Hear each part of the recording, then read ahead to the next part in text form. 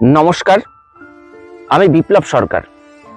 গত পরশুদিন আমাদেরই রাজ্যের ১ নম্বর চ্যানেল এবিপি আনন্দে আমাদেরই সহকর্মী ২০১৬ সালের পদার্থবিদ্যার একজন যোগ্য শিক্ষক শ্রী অমিত কুমার ভূঁইয়া স্যারের আবেগ মিশ্রিত বক্তব্য শুনে সত্যি কথা বলতে আমি আমার নিজের চোখের জল ধরে রাখতে পারিনি।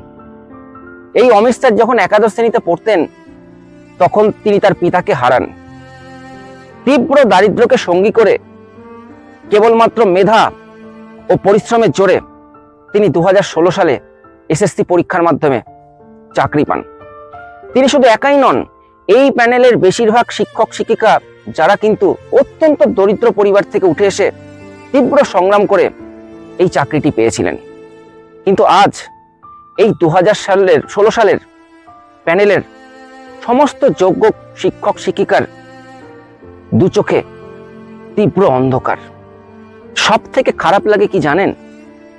আমার চোখে যে দলটি ভারতবর্ষের সব থেকে নীতিপরায়ণ, আদর্শ এবং শৃঙ্খলাপরায়ণ দল বলে আমি মনে করি এবং আমি যে দলটিকে নিজেও সমর্থন করি, সেই দলেরই একজন বর্ষীয়ান সাংসদ এবং বিশিষ্ট আইনজীবী প্রতিনিয়ত এই ২০১৬ সালের প্যানেলের সকলকে বলে চলেছেন অল আর ফ্রড।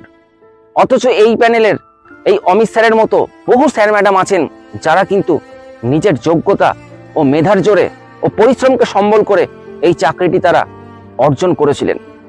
অথচ তিনি প্রতিনিয়ত অল আর ফ্রড আমাদের উদ্দেশ্যে বলে চলেছেন। যে দলের শিক্ষক সংগঠন আমাদের হয়ে সুপ্রিম কোর্টে আমাদের পাশে দাঁড়ায়, আমাদের হয়ে মামলা করে, যে দলের প্রথম সারির একাধিক নেতানেত্রী আমাদের প্রতি সহানুভূতিশীল, আমাদের হয়ে আমাদের আন্দোলনে সহানুভূতি জানাতে আসে, সেই দলেরই একজন বর্ষীয়ান সাংসদ অল আর ফ্রড এই কথা বলার সাহস কোথা থেকে পায় একবার বলতে পারেন? এবং এই কথা বলার পরও সেই দলের উচ্চ নেতৃত্ব কেন তার বিরুদ্ধে কোনো ব্যবস্থা নেয় না, সেই প্রশ্ন আমি ওই দলের উচ্চ নেতৃত্বের কাছে রাখলাম। একবার বলতে পারেন যে এদের মুখ কোনটা, মুখোশ কোনটা? তারা আসলে কি চায়? তাদের উচ্চ নেতৃত্ব, একাধিক প্রথম সারির নেতৃত্ব আমাদের পাশে দাঁড়ায়, তাদের শিক্ষক সংগঠন আমাদের সুপ্রিম কোর্টে মামলা করে, আবার সেই দলেরই এক নেতা এই কথা বলেন। কোথা থেকে, কোন সাহসে এই কথা তিনি বলেন? এই অসম্মানসূচক মন্তব্য করার অধিকার তাকে কে দিয়েছে? হ্যাঁ, আমি জানি অনেকেই বলবেন যে তিনি তার রাজনৈতিক সত্তা থেকে এই কথা বলেননি, তিনি তার আইনজীবী সত্তা থেকে কথা বলেছেন। তাদের উদ্দেশ্যে আমি বলতে চাই, আমরা কেউ প্রাইমারি স্কুলের ছাত্র নই, এই কথাটা মাথায় রাখবেন। আমরাও সব বুঝি, চালাকিগুলো আমরাও বুঝি, আমরা সব বুঝি। আর কত দ্বিচারিতা আমাদের দেখতে হবে জানি না। অমিত স্যারের মতো আর কত হাহাকার আমরা দেখব জানি না। ইতিমধ্যেই কিন্তু আমরা সুবল স্যার সহ আমাদেরই অনেক সহকর্মীকে হারিয়েছি। তারা কিন্তু এই যন্ত্রণা সহ্য না করতে পেরে পৃথিবী থেকে হারিয়ে গেছে, পৃথিবী থেকে চিরতরে তারা চলে গেছে।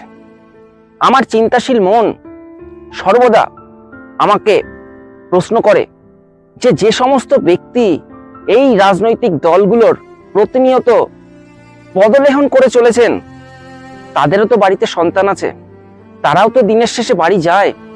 এবং সেই একবার তাদের কাছে আমি প্রশ্ন করতে চাই, আপনার সন্তানের সঙ্গে এই অন্যায়টা হলে, এই চূড়ান্ত পর্যায়ের অন্যায়টা যদি হতো, এগুলো মেনে নিতে পারতেন তো?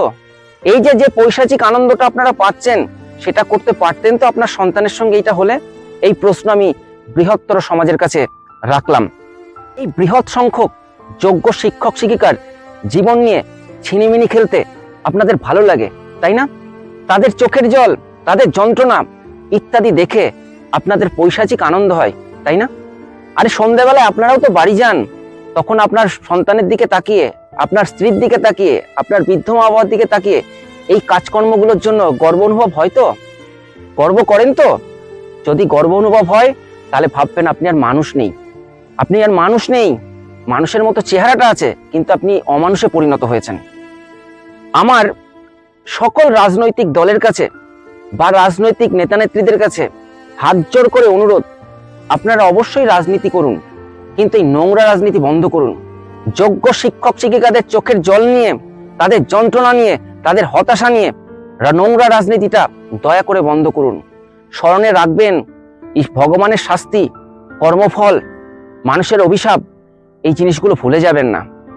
সে ভগবানের কাছে প্রার্থনা করি 2016 সালের সমস্ত যোগ্য শিক্ষক শিক্ষিকার জীবনে যে অন্ধকার নেমে এসেছে, সেই অন্ধকার কেটে দ্রুত নতুন সূর্যের উদয় হোক, তাদের জীবন থেকে সকল অন্ধকার কেটে গিয়ে আবার পূর্ণ ছন্দে তাদের জীবন ফিরে আসুক।